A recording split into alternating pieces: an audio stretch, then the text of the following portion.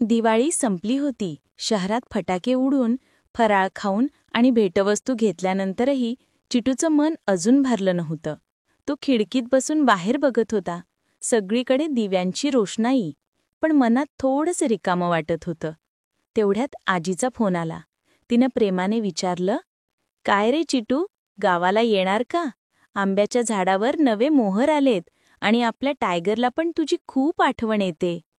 चिटू आनंदाने उडाला. "वाह, आंब्याचे मोहर!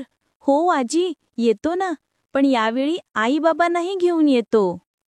फोन ठेवल्यावर चिटू धावतच स्वयंपाकघरात गेला. "आई, बाबा, आजीचा फोन होता. आपण गावाला जाऊया ना?" आई हसून म्हणाली, "वाह, छान कल्पना आहे." बाबा हसले, "हो, फार दिवस झाले गावात गेलो नाही. चला मग, सुट्टीत सगळे मिळून जाऊया." त्या रात्री घरात तयारी सुरू झाली.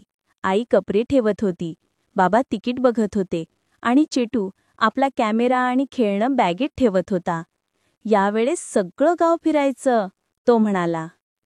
दुसऱ्या दिवशी सकाळी ते तिघेही स्टेशनवर पोहोचले. चिटूने ट्रेनच्या खिडकीतून बाहेर पाहत म्हणाला, "आई, बघ ना, झाडं किती सुंदर दिसतायत." आई म्हणाली, "हो रे, हेच तर गावाचं सौंदर्य आहे." बाबा चहाचा कप घेत हसले आणि म्हणाले, "आणि आता सुरुवात झाली आपल्या कोकण यात्रेची." ट्रेन हळूहळू हिरव्या डोंगरातून, नद्यांच्या काठातून पुढे निघाली. चिटूच्या चेहऱ्यावर एक वेगळाच आनंद झळकत होता. काही तासांनी ट्रेन कोकणातल्या छोट्याशा स्टेशनवर थांबली. बाहेर पाय ठेवताच तिघांनाही मातीचा सुगंध आला. चिटूने डोळे मिटून म्हणाला, "वाह, हाच तो कोकणाचा वास." गावात पोहोचल्यावर आजी दारात उभी होती.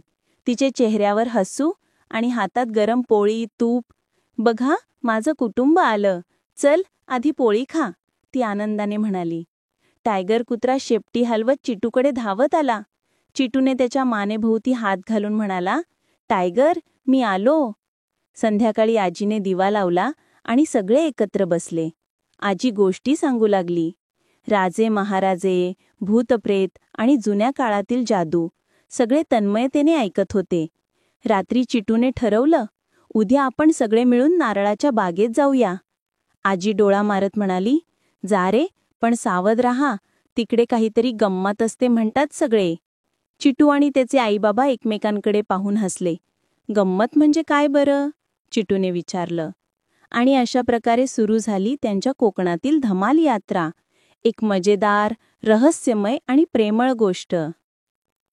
पुढचा भाग, पार्ट 2, नारळाची बाग आणि रहस्यमय घटना, येत आहे लवकरच.